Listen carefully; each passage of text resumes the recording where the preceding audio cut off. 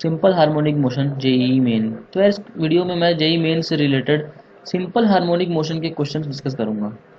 तो यार इससे पहले कि आप इस वीडियो पे आए, आप इंश्योर करें कि आप सिंपल हार्मोनिक मोशन के जो बेसिक्स और ग्राफ वाली वीडियोस मैंने अपलोड की है उन्हें आप ज़रूर देख लें।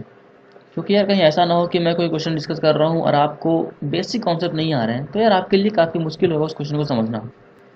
तो यार इस खतरनाक और घटिया सिचुएशन को अवॉइड करने के लिए आप ये इंश्योर करें कि आप पिछले वीडियोस वॉच करें। और गाइज इस वीडियो के लिए एक इम्पॉर्टेंट इंस्ट्रक्शन, यार जैसे ही मैं कोई वीडियो स्क्रीन पे लिखूंगा तो आप वीडियो को पॉज करेंगे और इस वीडियो पे सोचेंगे थोड़ा, कम से कम 3 मिनट तक, कि इस वीडियो को कैसे करना है। अगर ग्राफ है तो आप थोड़ा ग्राफ को एनालाइज करेंगे, फिर उसके बाद आप सोल्यूशन में आएंगे। तो इससे आप ये चीज़ पता लगा पाएंगे कि आप क्वेश्चन को किस तरह से कर रहे हैं और क्वेश्चन को करने का सही तरीका क्या है। क्योंकि यार जेई का पेपर आप तो नहीं बना रहे, जेई का पेपर तो जेई वाले बना रहे हैं। तो यार आपको उनके हिसाब से पढ़ना पड़ेगा, ना कि अपने हिसाब से। समझ रहे हैं ना। तो कल आते हैं पहले सवाल पे। तो यार इस क्वेश्चन में एक पार्टिकल का displacement versus time T graph दिया हुआ है। तो यार आपको इस ग्राफ को एनालाइज करना है और बताना है कि इस ग्राफ में कौन कौन से सिचुएशंस सही हैं और कौन कौन सी गलत। तो यार इन ऑप्शंस में मैं 4 केसेस दे रहा हूँ, तो आपको इन चारों केसेस को वेरीफाई कराना है इस ग्राफ की स्टडी करते हुए। तो यार शुरू हो जाइए। तो यार सबसे पहले तो ये कि ये जो ज़ीरो वाली पोजीशन है वो उस एसएचएम की मीन पोजीशन है और ये एक्सट्रीम पोजीशंस हैं।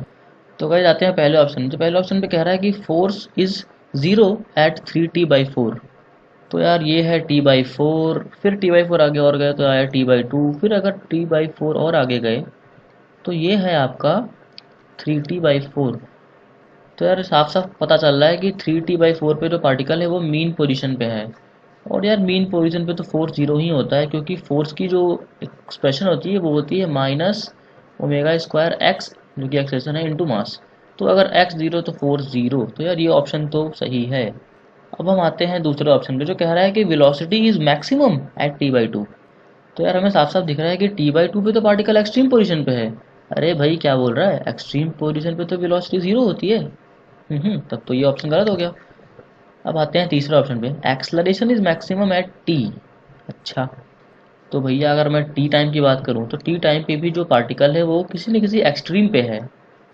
और हमें पता है कि एक्सट्रीम पोजीशन पे जो एक्सलरेशन होती है वो मैक्सिमम होती है, और वो एक्सलरेशन घटती रहती है जैसे जैसे हम मीन पोजीशन की तरफ अप्रोच करते हैं। तो यार ये ऑप्शन तो सही है। अब हम आते हैं चौथे क्वेश्चन पे, सॉरी चौथे ऑप्शन पे। तो ये कह रहा है कि potential energy is equal to total energy at the time t/2।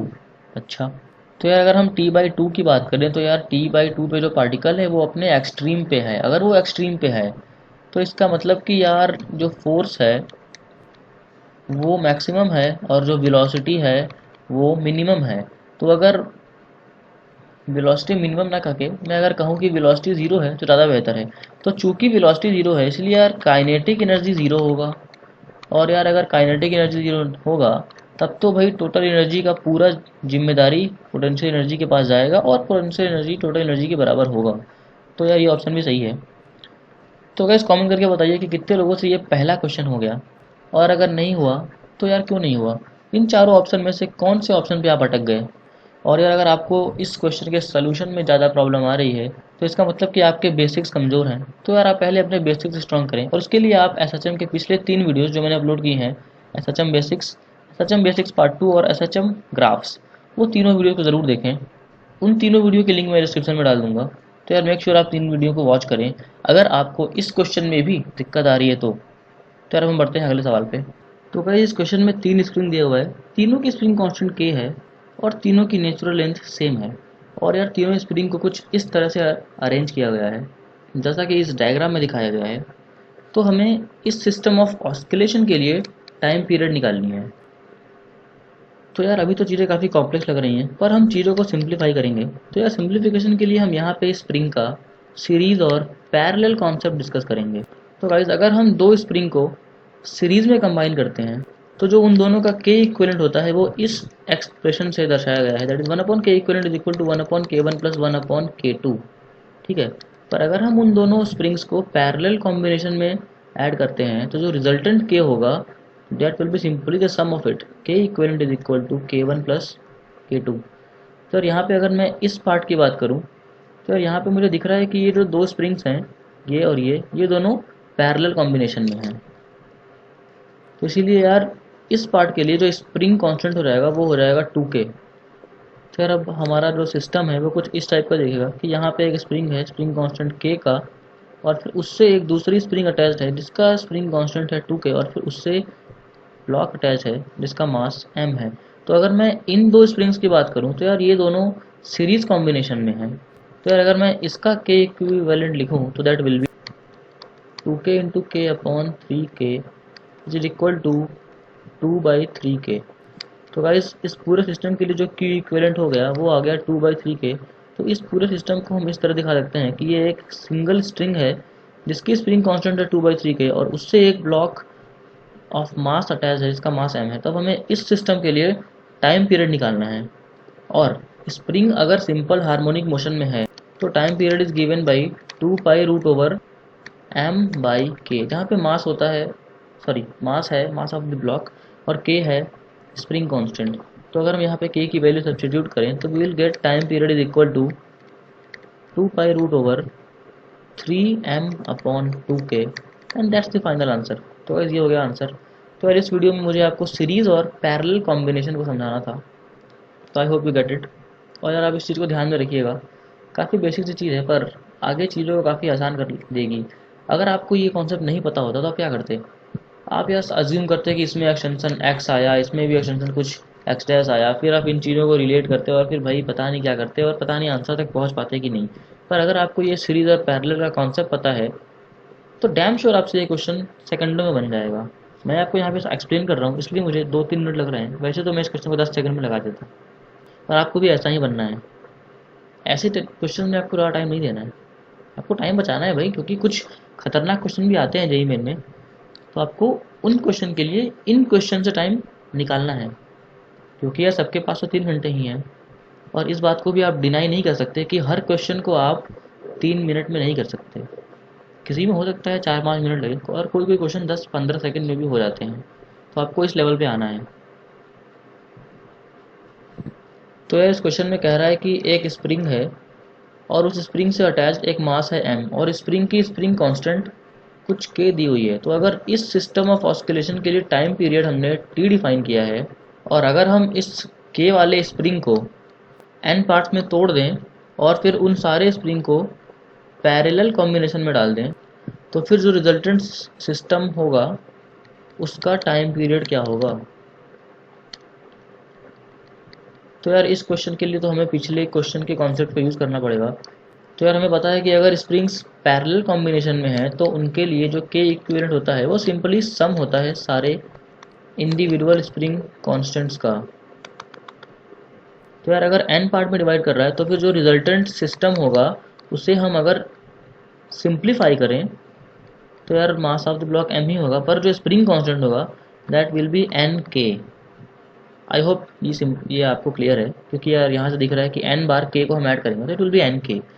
तो अब यार स्प्रिंग कांस्टेंट हो गया nk और मास तो खैर m ही है।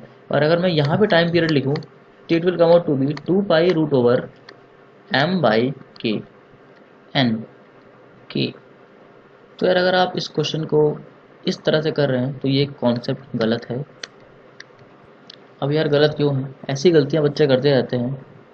तो यार गलत इसलिए है कि जब हमने स्प्रिंग को n पार्ट्स में तोड़ दिया तो उसकी स्प्रिंग कांस्टेंट k नहीं होगी, कुछ और होगी।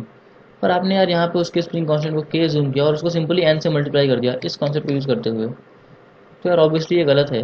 तो अब हम देखते हैं कि अगर हम उस स्प्रिंग को n पार्ट्स में डिवाइड करेंगे तो उसकी स्प्रिंग कांस्टेंट पे क्या फ़र्क पड़ेगा।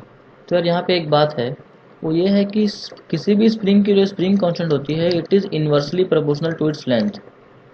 तो यार यहाँ पे अगर हम एक स्प्रिंग की बात करें तो वो n टाइम्स छोटा है ओरिजिनल स्प्रिंग से, तो जो उसका स्प्रिंग कांस्टेंट होगा वो n टाइम्स बड़ा होगा ओरिजिनल स्प्रिंग से। तो फिर जो इंडिविजुअल स्प्रिंग्स आए छोटे छोटे उनके स्प्रिंग कांस्टेंट्स होंगे n के। तो यार उन n के वाले स्प्रिंग कांस्टेंट्स के n स्प्रिंग्स को अगर हम पैरेलल में जोड़ें तो जो हमें रिजल्टेंट स्प्रिंग कांस्टेंट मिलेगा that will B n² k, ना कि nk। तो हम अगर इस n² k को टाइम में सब्स्टिट्यूट करें तो we will get 2π√m/n² k, and that's the answer. तो अगर मैं इस टी को इस टी नॉट के टर्म में लिखना चाहूँ तो हमें पता है कि जो टी नॉट है it is 2 pi root over m/k simply. तो अगर मैं यहाँ पे लिखूँ तो t will come out to be T0/n, very simple. तो यार कमेंट करके बताओ कि ये क्वेश्चन कितने लोगों से बन गया और कितने लोगों ने ये सेम गलती की। तो भाई let's move on to the next question. तो इस क्वेश्चन में एक स्प्रिंग दिया हुआ है जिसकी स्प्रिंग कांस्टेंट k है और इस स्प्रिंग से एक ब्लॉक जिसका मास m है उसे अटैच किया गया है। तो अगर इस सिस्टम ऑफ ऑस्किलेशन का टाइम पीरियड t है और अगर हम इस स्प्रिंग को आधा आधा काट दें और इस आधे स्प्रिंग को यूज़ करके एक सेम सिस्टम बनाएं जिस पे हम सेम मास अटैच करें और इस सिस्टम की टाइम पीरियड ऑफ ऑस्किलेशन को अगर हम टी डैश बोलें तो we need to find the ratio t/t dash. तो यार ये क्वेश्चन जो है पिछले क्वेश्चन में डिस्कस किए गए कॉन्सेप्ट से सॉल्व हो जाएगा। तो यार ये क्वेश्चन आप सॉल्व करो और मुझे कमेंट में बताओ कि इसका आंसर क्या है और इसका जो सही आंसर है उसको मैं कमेंट में पिन कर दूंगा। तो यार आंसर को देखने से पहले आप इस क्वेश्चन को एक बार सॉल्व कीजिए और फिर कमेंट कीजिए कि क्या आया इसका आंसर। देखते हैं किससे ये क्वेश्चन बन पाता है। और अगर आप इतना पढ़ाने के बाद भी अगर आपसे ये क्वेश्चन नहीं बन पा रहा है इसका मतलब आपने इस वीडियो को मजाक मजाक में देखा है। तो यार थोड़ा सीरियस हो जाइए और थोड़ा अपना अटेंशन के लेवल को बढ़ाइए और फिर इस वीडियो को दोबारा देखिए।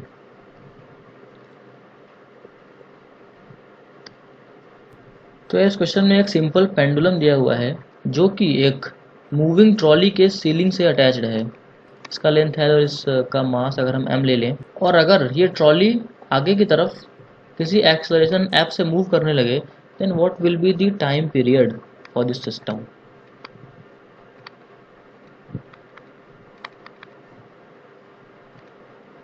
तो यार पुराने वीडियोस में मैंने जी इफेक्टिव का कॉन्सेप्ट डिस्कस किया था। तो यार उसका कॉन्सेप्ट मैं एक बार रिवाइज करा दूँ। उसका कॉन्सेप्ट ये होता है कि अगर कोई एक्सलरेटेड फ्रेम है और उस एक्सलरेटेड फ्रेम में सिंपल हार्मोनिक मोशन हो रहा है तो जी की वैल्यू जी नहीं रहेगी बल्कि वो हो जाएगी जी इफेक्टिव। और जी इफेक्टिव होता है vector ji plus minus of the vector F which is the acceleration of the system. तो अगर इस केस में हम जी इफेक्टिव निकालें तो गाइस इधर की तरफ आ गया जी और फ्रिक्शन को उल्टा करके जोड़ना मतलब इधर की तरफ आ गया एक्सलरेशन, सॉरी मैंने गलती से फ्रिक्शन बोल दिया क्योंकि एफ है। तो एक्सलरेशन इधर की तरफ आ गया एफ और अगर इन दोनों का वेक्टर सम का हम मैग्नीट्यूड लिखें तो it will come out to be root over F square plus G square, quite obvious. तो यार अब हम आते हैं टाइम पीरियड में। तो यार टाइम पीरियड को हम लिखते हैं 2 pi root over L/G effective से। तो यार L तो सेम है क्योंकि इनएक्सटेंसिबल स्ट्रिंग दिया पड़ा है। अगर नहीं भी दिया तो अज्यूम कर लेंगे क्योंकि अपने पास और कोई चारा नहीं है। तो अगर मैं अब टाइम पीरियड लिखूं तो it will come out to be 2 pi root over L/रूट ओवर F² प्लस G²। तो भाई दिस इज द आंसर। तो यार जिसने भी मेरी पुरानी वीडियोस देखी हैं एसएचएम के ऊपर तो उसमें मैंने जी इफेक्टिव के कॉन्सेप्ट को डिस्कस किया था। तो यार उनसे तो ये क्वेश्चन 10 सेकंड के अंदर हो जाएगा। अदरवाइज भगवान जाने कितना समय लोगे आप इस क्वेश्चन में और कैसे इस क्वेश्चन को अप्रोच करोगे। तो guys let's move on to the next question. तो इस क्वेश्चन में एक पार्टिकल दिया है जो to and fro simple harmonic motion कर रहा है। उसकी एम्पलीट्यूड ए दी हुई है और कहा जा रहा है कि जब वो पार्टिकल √3/2 ए पोजीशन पे है दैट इज मीन पोजीशन से √3/2 ए आगे है तो उस समय उस पार्टिकल पे एक इम्पल्सिव फोर्स लगाया जा रहा है। इस इम्पल्सिव फोर्स की वजह से इस पार्टिकल की काइनेटिक एनर्जी जो है वो हाफ m⍵² से इंक्रीज हो गई। Then what will be the final amplitude. तो यार मैं अगर किसी डिस्टेंस x पे काइनेटिक एनर्जी को लिखूं तो that comes out to be half m⍵² under bracket a² minus x²। और अगर यार मैं काइनेटिक एनर्जी को x इज इक्वल टू √3/2 पे कैलकुलेट करूं तो it will come out to be half m⍵² into 1/4 a²। तो यार इस डेटा को हम एक साइड रखते हैं और इस चीज़ पे गौर करते हैं कि काइनेटिक एनर्जी को इतने अमाउंट से इंक्रीज़ किया गया है। तो यार जब इनिशियली उसका एम्पलीट्यूड ए था तो इनिशियल काइनेटिक एनर्जी थी, sorry initial maximum kinetic energy, इसको हम टोटल एनर्जी भी कह सकते हैं। तो यार इनिशियली टोटल एनर्जी थी हाफ m⍵² a²। ये कह रहा है कि हमने इस एनर्जी को हाफ m⍵² a² से बढ़ा दिया। तो यार जो मैक्सिमम काइनेटिक एनर्जी है वो हो जाएगी एम ओमेगा स्क्वायर ए स्क्वायर। तो यार अगर हम अज्यूम कर लें कि जो अपना फाइनल एम्पलीट्यूड वो ए डैश है, और उस केस में अगर हम मैक्सिमम काइनेटिक एनर्जी लिखें that will come out to be half M omega square A dash square. अब अगर मैं इस चीज़ को इससे इक्वेट करूं और मैं ए डैश के लिए सॉल्व करूं तो A dash will come out to be root two times A. तो यार जो इसका एम्पलीट्यूड है वो रूट टू टाइम्स इंक्रीज हो जाएगा, एंड दैट्स द आंसर। तो यार कमेंट करके बताओ कि कितने लोगों से ये क्वेश्चन बना। और हाँ, सब लोग ये भी कमेंट करो कि इन 6 क्वेश्चन में से आपसे कितना क्वेश्चन बना।